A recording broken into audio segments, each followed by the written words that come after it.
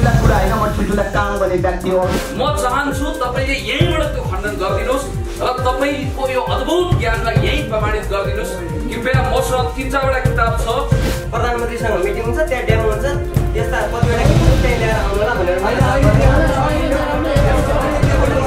एक्कासी छड्दा दिनको विदेश आएर अरू फर्मुला युज कसरी गर्छ, के गर्छ, सायद मलाई थाहा पनि छैन होला, जहाँसम्म लाग्छ मलाई होइन।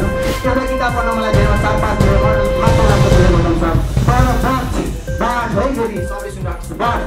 तर त्यो किताबमा चाहिँ मैले हजुरले अब आफैले युट्युब किन्नु भएको कि त्यो भनेको पढेको कुरा तर सुन्न बुझ्नुहोस् अनि कुरा गर्नुहोस् कुनै गौतम सर। तपाईँले युट्युब किन्नु भएको छ कि भन्नु पर्यो नि त। किन्नु भएको छ त मैले त भनेको छैन, किन्नु भएको छ कि भन्नु 50% हो। अब शेयर खाने पैसा त छैन।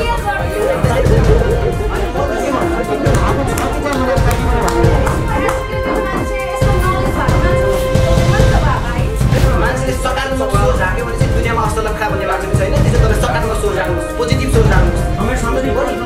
त्यसैले यो नेगेटिभ प्रश्न सोध्ने अवस्था पनि हुने होइन। त्यसको कारणमा यस्तो नेगेटिभ प्रश्न सोध्नु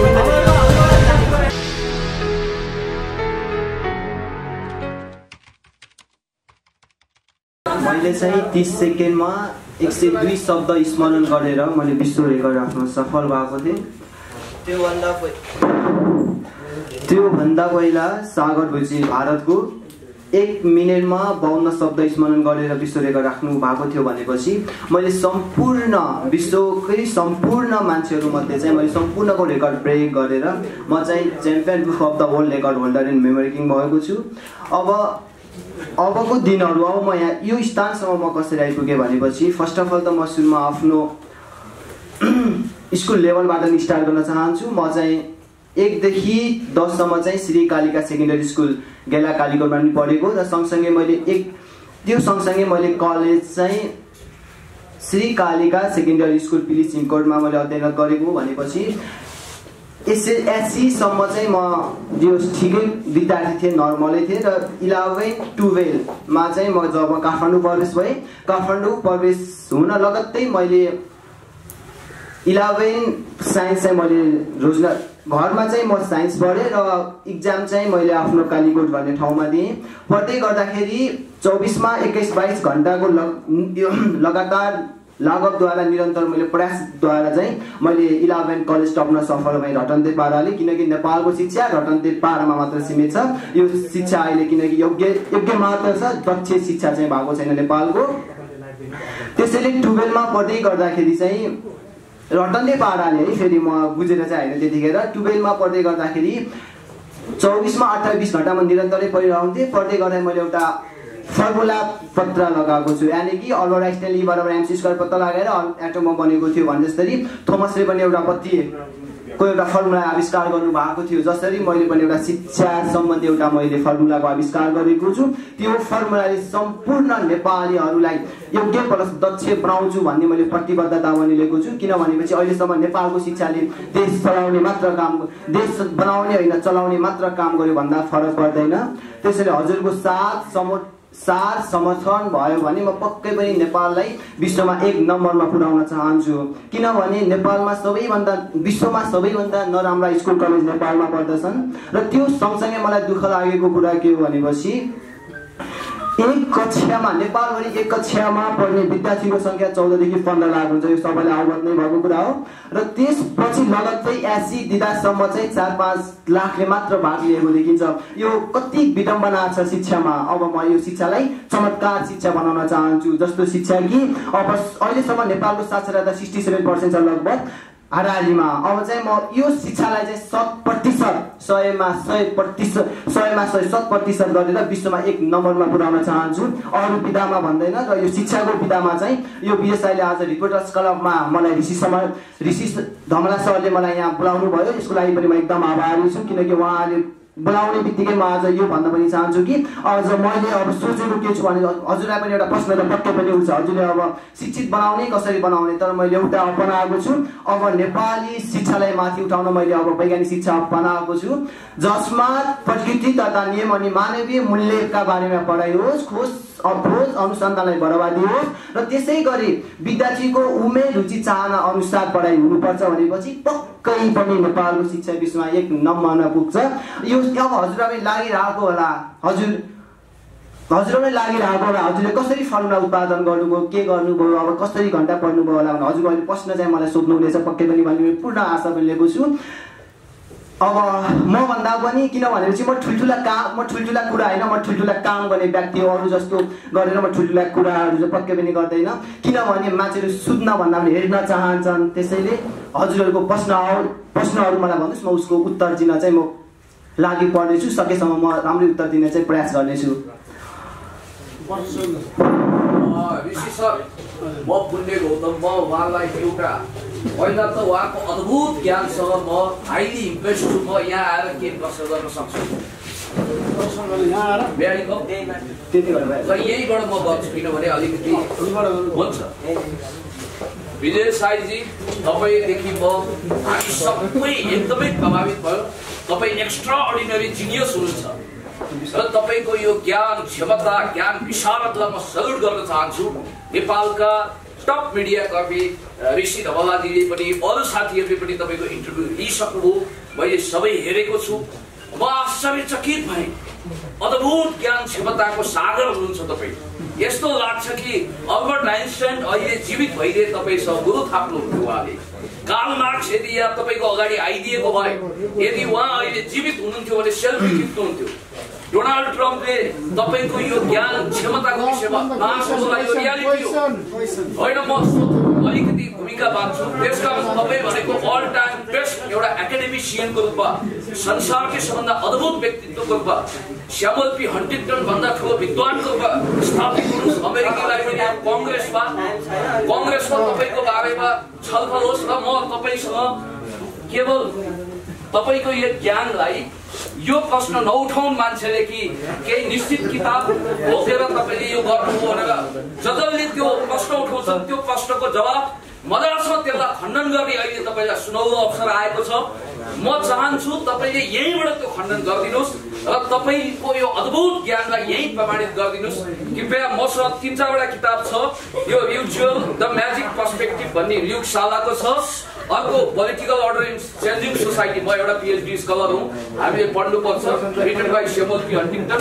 अर्को छ ग्याब्रियल गार्सिया मार्केजको 100 Years of Solitude, written by यो नोबेल लरियट। मैले कुराहरू यति रोक्न चाहिँ म बाध्य भएँ। एकछिन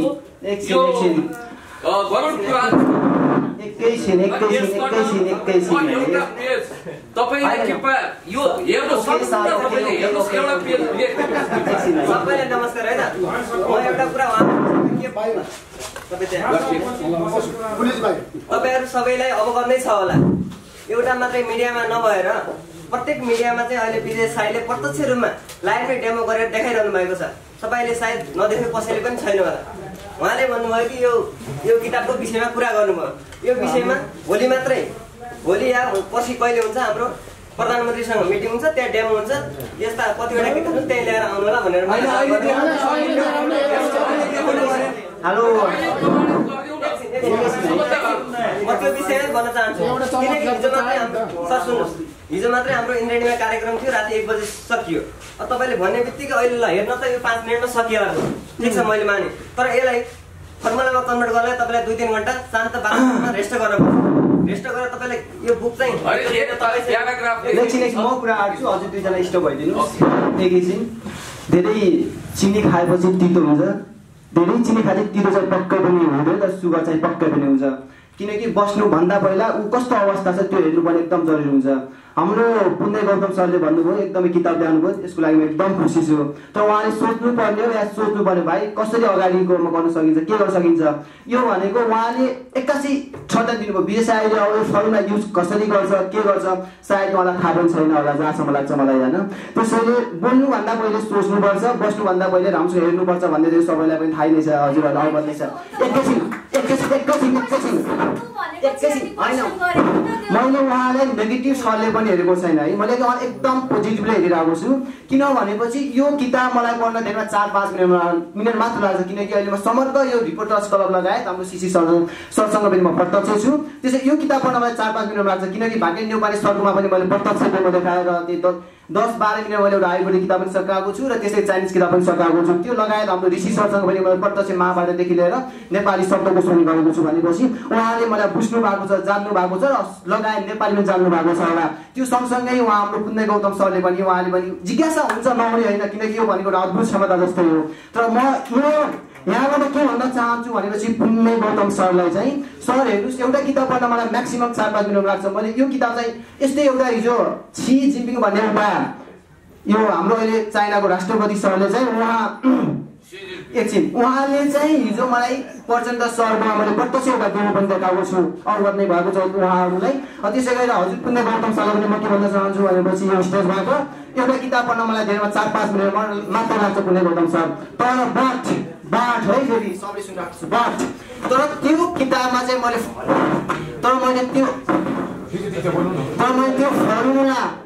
फर्मुला त एउटा मैले लिनुपर्छ दिमाग, किन भनेपछि यो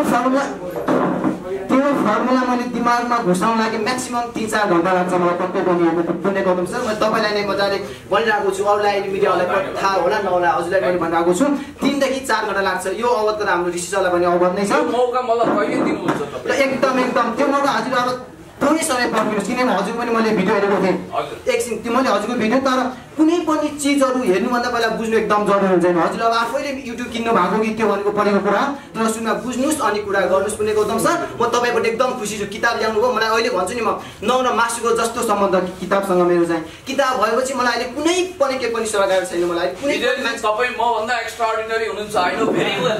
तपाईँको ज्ञान, म पिएचडी स्कलर होला, तपाईँ +2 मात्रै हुनु होला, तर तपाईँ असाधारण हुनुहुन्छ, मलाई राम्रोसँग थाहा छ। र भिडियोको थम्बनेल र टाइटल सारा मिडिया कर्मी हुनुहुन्छ, त्यो उहाँहरूको हातमा छ। मैले त्यहाँ तपाईँको बारेमा पोजिटिभ बोलेको छु, राम्रो बोलेको छु, तपाईँको राम्रो तारिफ भएको मान्छे अलि सम्झेर बोल्ने गर्नुपर्छ। तपाईँले युट्युब किन्नु भएको छ कि भन्नुभयो नि त उहाँले। किन्नु भएको छ त मैले त भनेको छैन, किन्नु भएको छ कि भन्नु 50% हो क्या। अब चिया खाने पैसा त छैन।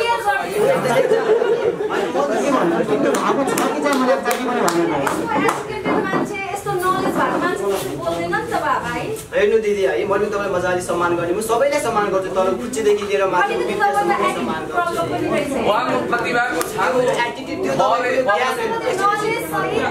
मान्छेले सकारात्मक सोच राख्यो भने चाहिँ दुनियाँमा असल लखा भन्ने मान्छे छैन। त्यसै तपाईँ सकारात्मक सोच राख्नुहोस्, पोजिटिभ सोच राख्नुहोस्। नेगेटिभ प्रश्न सोध्ने अवस्था पनि हो। नेगेटिभ प्रश्न सोच्न मैले यो म पनि अब एकछिन अगाडि गर्न छोडेको छु। यहाँ सबैमा नमस्कार। मैले विजय साईलाई 1 कक्षादेखि 10 कक्षासम्म पढाएको म शिक्षक हो, म अङ्ग्रेजी शिक्षक हो। सानैदेखि विजयको सम्पूर्ण बाल्यावस्थाको एटिच्युडदेखि लिएर अहिलेसम्मको सम्पूर्ण अवगत मैले नजिकबाट बुझेको छु। र अहिले लकडाउनमा विजय साईले रेकर्ड आएको धेरै भएको छैन। अब विजय साईले रेकर्ड आएको 3-4 महिना मात्र भएको छ र त्यो रेकर्ड राख्नु लगत्तै एउटा त्यहाँ के आइदियो त अन्य समस्या लकडाउन विश्व कोरोना भएको हजुरहरूलाई अवगतै छ। र अहिले विजय साई मिडियम नआउनुको कारण नै यही लकडाउन भएको थियो। अहिले अब आज विशेष गरी हाम्रो अब ऋषि सर हुनुहुन्छ, ऋषि सरदेखि लिएर देशका ठुला अथोरिटी पाएका मिडियाहरूले यो डेमो लिइसक्नु भएको छ। तपाईँहरूले यो समय सामग्री प्रणालीबाट नाना थरी प्रणाली गरेर अहिले समयलाई बर्बाद बनाउने बेला यो होइन। म भन्छु कि देशका टप अथोरिटीहरू, प्रधानमन्त्री, राष्ट्रपति, शिक्षा मन्त्रीदेखि लिएर गृह मन्त्रीदेखि लिएर अहिलेको प्रचण्ड नेकपाको अध्यक्ष हुनुहुन्छदेखि लिएर प्रतिपक्षदेखि लिएर सम्पूर्ण ठुल्ठुलो ओहदामा पुगेका राजनीतिक दलहरूलाई राखेर त्यसपछि त्यति मात्र होइन, ठुला विज्ञहरू विद्वानहरूलाई वाच गरेर हामी यो डेमो प्रत्यक्ष लाइभ दिन विजय साईले सम्झन्छ। मेरो ठोक्का हो, म एउटा विजय साईले 1 कक्षादेखि 10 कक्षासम्म एसएलसी दिनसम्म पढाएको प्रत्यक्ष शिक्षकको नाताले म भन्न सक्छु। इमानदारी छ, तर तपाईँहरूले नाना थरी प्रकार हामी व्यक्ति 3 करोड नेपाली मानमा व्यक्तिलाई डेमो दिने व्यक्तिलाई प्रमाणित गर्ने बेला यो होइन। अब आज हामी 7-8 दिनको काठमाडौँ छिरेको धेरै भएको छैन। एकछिन म एउटा रेकर्ड गरेँ, काठमाडौँ छिरेको आज हामी 7-8 दिनको धेरै भएको छैन। अहिले विजय साईलाई मिडिया भ्याइने भएछ, धेरैले टाउको दुखाइसकेको छ। र हिजो मात्र हामी ठाउँ जाँदाखेरि अब गृह मन्त्रालयदेखि लिएर अब प्रचण्डलाई भेट्यो, अनि त्यसपछि हुनाउँदा इन्द्रेसम्म ठाउँमा शब्ददेखि बुकसम्म 6-6वटा डेमो दिँदै गयौँ। र व्यक्ति विषय डेमो दिँदै जाँदा विजय साई यो प्रेस मिटको हामीले प्रेस मिटको कुरा त अहिले के छ त भन्दाखेरि हो ठिक छ कुनै अब ठुलो press meet overall press meet गरेर पनि गर्ने कुनै योजना थिएन अहिले त अब हाम्रो डिजिटलले बोलाउनुको एउटा रिपोर्ट कलममा आइरहेको छ होइन यहाँ कुनै तपाईँको डेमो गर्ने पूर्व तयारी थिएन तर मैले भन्न खोजेको धन्दाले विजय साईमा फिजिकल प्लस मेन्टल टायर्डनेस छ यो कुरा हजुर अब के किन गराउँदैछु भन्दा हिजो राति हामी इन्द्रेणीमा तपाईँको 2 बजेसम्म त्यहाँ इन्द्रेणीमै छौँ हामी तपाईँको एउटा महाभारतदेखि लिएर एउटा तपाईँको त्यहाँ भएका सम्पूर्ण कलाकारको 2-2वटा डेमो कृष्ण पटेलले त्यहाँ दिन लाउँदाखेरि विजयले त्यहाँ बाध्य अब त्यति मैले अगाउ गराइदिएँ समय शान्तले पुरानो सुन्नुहोस् अब डेमोको लागि तपाईँको विजय साइड स्वयं भन्ने छ त्यो धेरै कुरा जोड दिन्छु है किनकि हामी युट्युब चलाउने सोसियल मिडियाका साथीहरू धेरै छौँ आज हिजो तपाईँले इन्डिभिजुअली कोही व्यक्तिसँग इन्टरभ्यू दिनुभयो डेमो देखाउनु भयो त्यसको लागि थ्याङ्क्स त्यहीँबाट हामी तपाईँलाई चिन्ने र भेट्ने अवसर पायौँ दर्शकहरूले पनि तपाईँबाट धेरै अपेक्षा राख्नु भएको छ नेपालको नाम विश्वमा परिचित गराउनुहोस् नेपाललाई थर्ड वर्ल्ड कन्ट्री भन्छन् फर्स्ट वर्ल्ड कन्ट्रीभित्रै नाम पार्नुहोस् नेपालको लागि शुभकामना छ तर हामी यति धेरै मिडियाकर्मी यहाँ हुँदै गर्दा हामीलाई चाहिँ इन्सल्ट गरेर हामीलाई डोमिनेट गरेर तिमीहरूको अगाडि डेमो देखाउँदिन भनेर भन्न चाहिँ अलिकति सुहाएन कृपया एउटा डेमो देखाइदिनु होला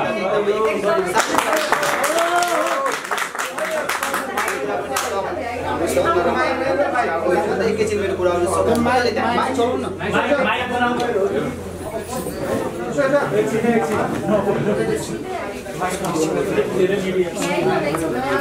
एकैछिन उहाँ दाजुले भन्नुभएको अनि उहाँ दिदीले भन्नुभएको प्रश्न एकदम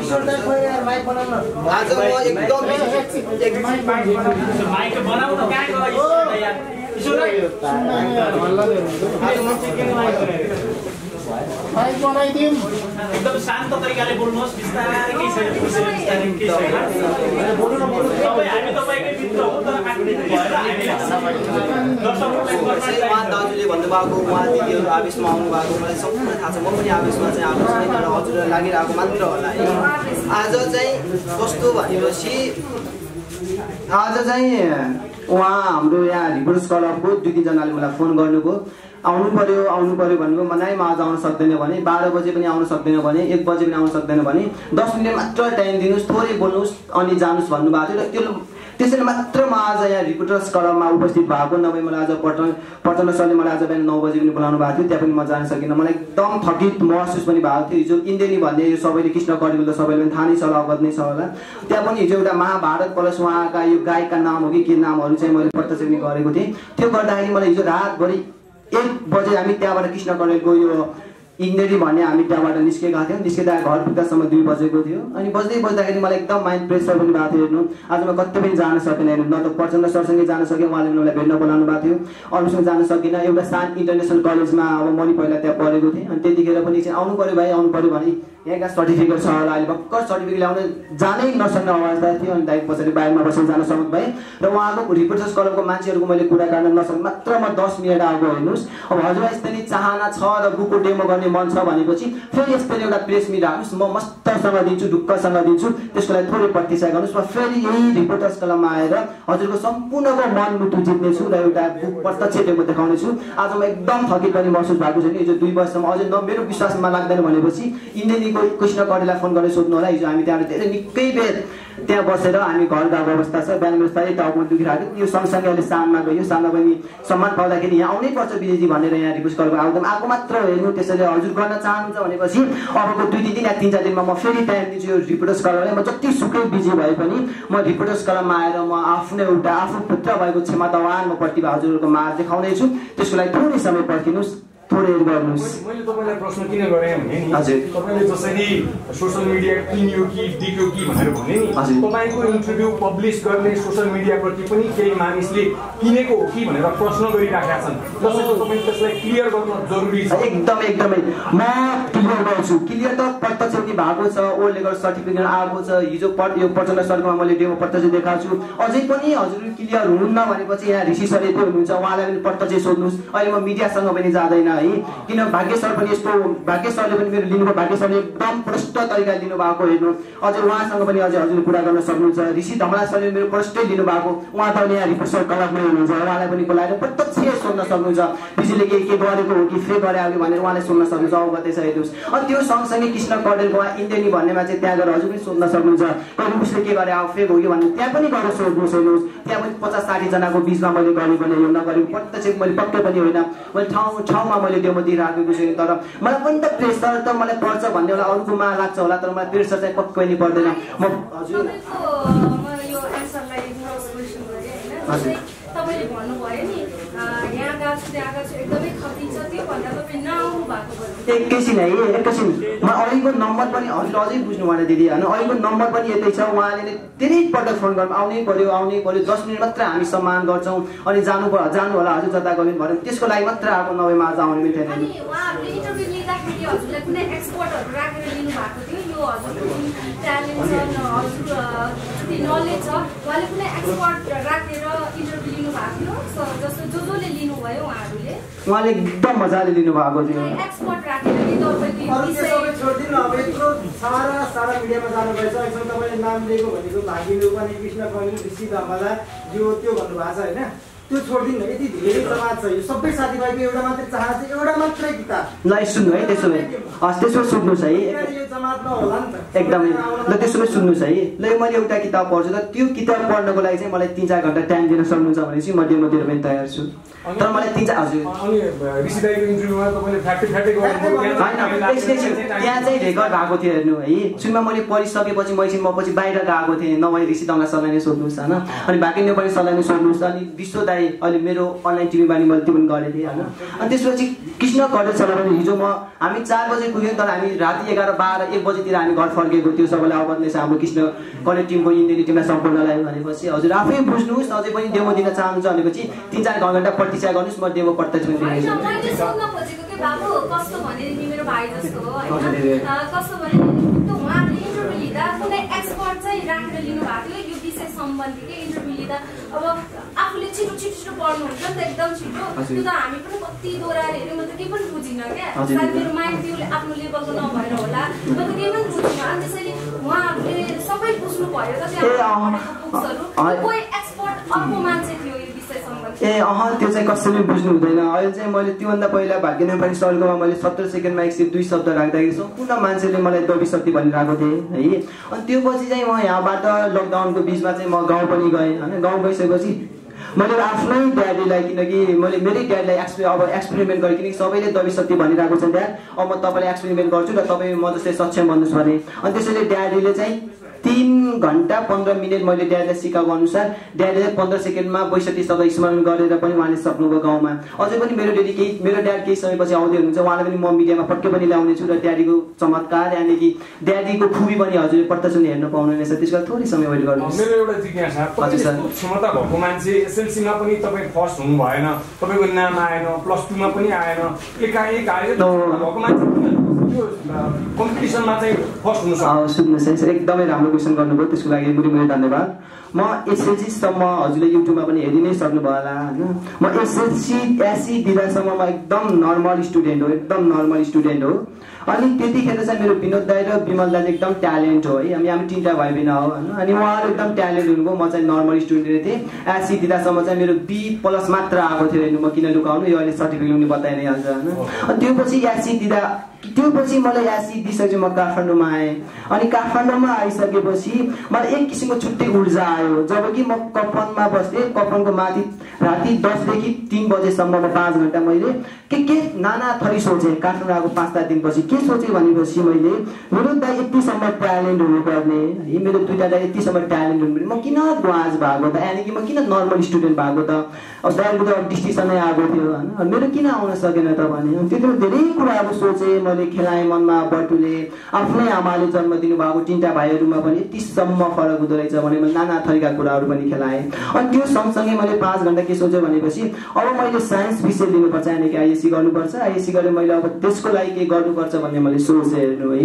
अनि सोचिसकेपछि चाहिँ कलेजमा पनि म जोइन भएपछि काठमाडौँसँग म यतिसम्म प्रतिस्पर्धा गर्न सक्नेवाला पनि थिएन कि म विकल गाउँबाट आएको कालीकोटबाट आएको मान्छे हो अनि उहाँसँग म कम्पिटिसन गर्न सक्दैन अनि सरले बोलेको शब्दहरू पनि म दिमागमा म त्यतिसम्म क्याच पनि गर्न सक्थेन हेर्नु है अनि त्यो पछि 5-7 दिन मात्र म कलेज गएँ अनि त्यो पछि मलाई कलेजदेखि दिगदार लाग्न छाड्यो दिगदार नै भएँ अब के जानु अब कम्पिटिसनै गर्न सकिँदैन भनेपछि त जानु कुनै औचित्य पनि त रहेन त होइन त अनि त्यसपछि मैले मेरो विनोद दाइ र मेरो विमल दाइलाई चाहिँ मैले भने दाइ अब म कलेज जान्न म कलेज कम्पिटिसन पनि दिन सकिनँ उहाँहरूसँग ट्याकल पनि गर्न सकिनँ स्टुडेन्टसँग यहाँदेखि साथीहरूसँग अब तपाईँहरू मलाई सिकाउनुहोस् तपाईँहरू मलाई अगाडि बढाउनुहोस् म हजुरकै भाइ हो भनेर मैले उहाँहरूलाई भने अनि दुईटै दाइले भनेको मान्नुभयो किनकि दुईटा दाइ पनि साइन्स पढ्नु भएको +2 पढेर माथि जानु भएको अनि पछि दाइले सिकाउनु भयो त्यतिखेर म 24 यतिसम्म जोस आयो अनि 24मा लगभग 18-20 घण्टा मैले यसरी पढ्न थालेँ किनकि मलाई के थियो भनेपछि मेरै आमा बुवा मेरै छिमेकीले पनि के भन्थे भनेपछि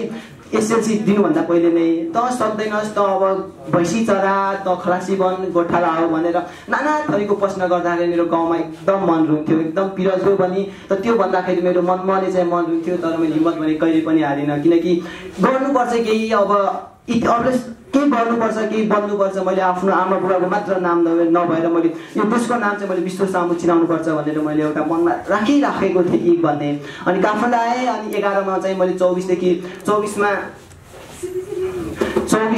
18-20 घण्टा पढ्न थालेँ अनि पढिसकेपछि चाहिँ दाइहरूले पढाएकै बाद मैले कलेज टप्न पनि सफल भएको हेर्नुहोस् अब मैले नेपाल टप चाहिँ मैले त्यतिखेर गरेको थिएन तर मैले कलेज टप चाहिँ गरेको थिएँ अहिले सर्टिफिकेट पनि हातमै छ घरमै छ होइन अनि 12मा चाहिँ पढ्दै गर्दा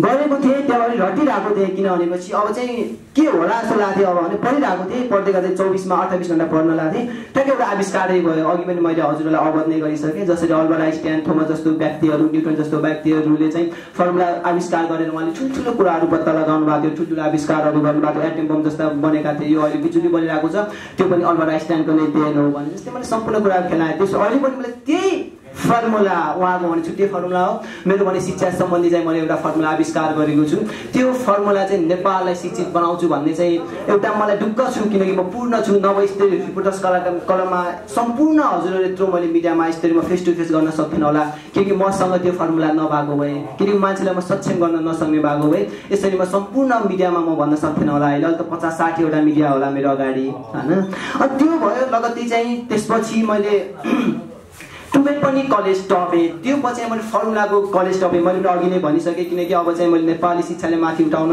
वैज्ञानिक शिक्षा बनाएको छु जसमा प्रकृति तथा विज्ञानका नियम अनि मानवीय मूल्य मान्यताका आधारमा पढाइयोस् खोज अनुसन्धानलाई बढावा दियोस् र विद्यार्थीको उमेर रुचि चाहना अनुसार अगाडि बढ्यो भने पक्कै पनि नेपालको शिक्षा 1 नम्बरमा पर्छ भन्ने मैले पूर्ण ठाउँमै पनि लिएको छु र पक्कै पनि म नेपालको शिक्षालाई 1 नम्बरमा पार्नेछु अब रटन्टे शिक्षा होइन अब वैज्ञानिक शिक्षा पाउनुपर्छ तपाईको यो क्षमता बाहिर आइसके पछाडी नासाले बोलायो भन्ने सुनिया छ अब त्यो चाहिँ अहिले अल्बर्ट आइन्स्टाइन हुनुहुन्छ नि अल्बर्ट आइन्स्टाइनको अहिले त विज्ञानका पिता भनेर चिनिन्छ उहाँको सबैभन्दा धेरै दिमाग चलेको उहाँको नै हो र अब मेरो कति चलिरहेको छ त लेफ्ट राइट मलाई त थाहा छैन नि त हैन त्यो नासामा गएर स्टिफेन हकिन्सको चाहिँ उहाँभन्दा बढी चलेको अहिले प्रमाणित भयो तपाईको जानकारी एकदमै हैन चलिरहेको छ स्टिफेन हकिङ हैन हिस्ट्री अफ टाइमको लेखक एक्ज्याक्टली हैन नासाले बोलाएको चाहिँ भन्नको मतलब विजय साई चाहिँ मेरो दिमागको टेस्ट गर्न चाहिँ नासा जान लाग्यो किनभने यत्रो दिमाग अब कसै नभए त एउटा महाभारत पढ्न पनि मान्छेलाई एक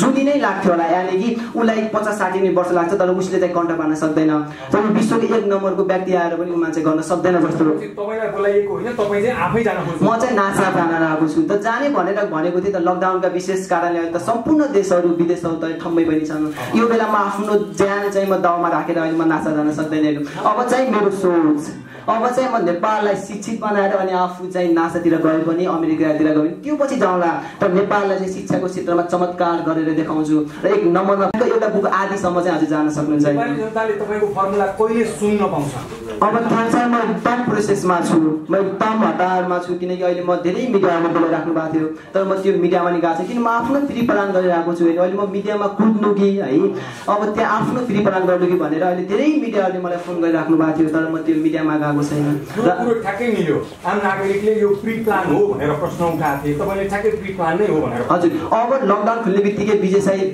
नेपालको जिल्ला जिल्लामा जान सक्छ होला हेर्नु, जिल्ला जिल्लामा गएर शिक्षित बनाउन सक्छ। तर विजय साईले चाहिँ सेमिनार चाहिँ गर्दैन हेर्नु। तर किन भनेपछि मैले काठमाडौँमा सेमिनार गरेँ भनेपछि कालीकोट जुम्ला मुगु भनेको विकट ठाउँ हो हेर्नु। तर त्यो विकट ठाउँका मान्छेहरू 100मा 80% त पढ्न आउलान्, तर 20% मान्छेहरू चाहिँ पढ्न आउँदैनन्। किनकि यी उहाँहरूलाई चाहिँ बिहान खाएपछि बेलुका के खाउँ हुन्छ, बेलुका खाएपछि बिहान के खाउँ हुन्छ, त्यस्तो मान्छेलाई त म घर दैलोमा नै गएर सिकाउन चाहन्छु। किनकि नेपालका जनताहरू चाहिँ बुद्धि नभएका होइनन्, तर पैसा चाहिँ अलि कम छ। किनकि पैसैकै अभावले मान्छेहरू इन्डिया मलेसिया दुबई धाइरहेका छन्। यस्तै चाहिँ धाउनु नपरोस् भन्न म चाहन्छु। व्यक्तिगत औपचारिक शिक्षा अब अगाडि बढ्छ कि बढ्दैन? अब मेरो व्यक्तिगत भन्दा नेपाललाई शिक्षित बनाइसकेपछि बढ्छ। तपाईँ अब अहिले 12 पास गर्नुभयो, 12 सकाएँ हजुर। ब्याचलर्स जोइन गरेर पढ्नु चाहिँ पढ्नु? यो त म अवश्य पनि पढ्छु, तर यो पढ्छु तर पढ्नुभन्दा पहिला चाहिँ नेपाललाई शिक्षित बनाएर पढ्छु भन्ने मेरो पनि। किनकि सबै काममा हात हाल्यो भने लास्टमा आउने लड्डु हुन सक्छ। आफू पढ्दै नेपाललाई शिक्षित बनाउँदै गर्न सक्नुहुन्न? त्यो पनि सकिन्छ, तर मेरो एउटा किन भनेपछि हामीले कस्तो भनेपछि सपना पुरा गर्नु छ भने चाहिँ हामीले लक्ष्य भन्नु एक करोड मात्र राख्नुपर्छ, एउटै मात्र लक्ष्य राख्नुपर्छ। हेर्नुहोस्, अब मैले त ब्याचलर पढ्दै गरेँ अनि यता नेपाललाई शिक्षित बनाउँदै गरेँ भनेपछि पछि मलाई दुईटै हातमा लड्डु आयो भने त गाह्रो हुन्छ। एउटा मात्र लक्ष्य बोकेको छु, जुन लक्ष्य नेपाललाई शिक्षित बनाउने लक्ष्य हो। हेर्नुहोस्, अनि अरू कुराहरू कस्तो भनेपछि अब हजुरले क्वेसन गर्नुभयो नि, म हरेक मिडियामा भन्ने गर्छु जीवन पाउनु भाग्य कुरा हो, मृत्यु हुनु समय कुरा हो, तर मृत्युपछि पनि मान्छेको मनमा जीवित रहनु असल कर्मको कुरा हो। त्यसैले हामी सम्पूर्ण मान्छेहरू के हो त थाहै त कोही पनि होइन, हामी एक दिन मरेर जानु छ। अबको 5 मिनटमा के हुन्छ कसैले केही थाहा छ? अबको 10 मिनटमा कसैले के थाहा छ? म अहिले बाइकमा गएपछि मर्छु मलाई के थाहा छ? छैन नि। त्यसैले हामी सबै मान्छे अस्थायी हो, त्यसैले सम्पूर्णलाई सिकाएर जानु चाहिँ मेरो कर्तव्य हो र सम्पूर्ण मान्छेको मन मुटुमा बस्नुपर्छ भन्ने मेरो ठम्माइ हो। त्यसको लागि राज्यले के सहयोग गर्नु पर्ला नि तपाईलाई? अब हिजो गृह मन्त्रालयमा पनि गएँ अनि प्रचण्ड सरसँग पनि भेटेँ। उहाँहरूको राम्रो प्रतिक्रिया आएको छ, सुरक्षा कार्ड दिने र सम्पूर्ण अरू पनि व्यवस्था गर्ने प्रतिक्रिया आएको छ। अब सरकारसँग नै सरकारले नै यति गर्नुभयो भने म नेपाललाई झन् अझै छिटोभन्दा छिटो अझै पनि प्रोत्साहन दिएर अगाडि बढाउन सक्छु। कति वर्ष लाग्छ तपाईँले देख्नु भएको त्यो जुन नेपालीलाई शिक्षित बनाउने योजना फुलफिल गर्नलाई कति लाग्छ? अब 77 जिल्लामै पुग्नुपर्छ। हेर्नु, यो काम भनेको एकदम अप्ठ्यारो काम हो। अहिले भन्नमा अब 1 सेकेन्ड 77 जिल्ला भयो होइन र, तर काम भनेको एकदम कठिनाइ छ। कुन जिल्लामा मलाई के हुने हो, कहाँतिर के हुने हो यो त थाहै पनि छैन। जसरी मदन भण्डारीलाई कहाँ मार्नुभयो, उहाँ जस्तो राम्रो व्यक्तिलाई मार्नु, मलाई त जो पनि मार्नु सक्छ। उहाँसम्म चाहिँ म छैन, उहाँसम्म चाहिँ म नपुगाउला, तर थोरै चाहिँ चर्चा पाएको छु। ती चर्चा पनि कसैले मारिदिन सक्छ, धेरै विक छ काम। तर म छिटोभन्दा अहिले वर्ष चाहिँ तोक्दैन, तर म छिटोभन्दा छिटो चाहिँ अगाडि बढाउँछु नेपालको शिक्षालाई। नेपाली समाजमा यस्तै विभिन्न उद्देश्य र लक्ष्य लिएर विभिन्न मानिसहरू आइराखेका छन् र पलायन पनि भइराखेका छन्। विजय साई पलायन हुँदैन र साँच्चै काम गर्छ भने नेपाली जनताले विश्वास गर्ने? म अमेरिका जताततै जुनसुकै विश्वले मलाई बोलाए पनि, मलाई किन्न खोजे पनि म बिग्दैन। किनकि म नेपाली आमाको छोरा हो है। म नेपाली आमाले जन्म दिनुभएको छ। यो माटोमै हुर्किन्छु, यो माटोमै हुर्केँ, यो माटोमै जन्मेँ र यो माटोमै मर्न चाहन्छु। तर म पक्कै पनि बाहिरको गुलामी बन्न चाहँदैन, तर 3 करोड नेपालीको तारा बन्न चाहन्छु।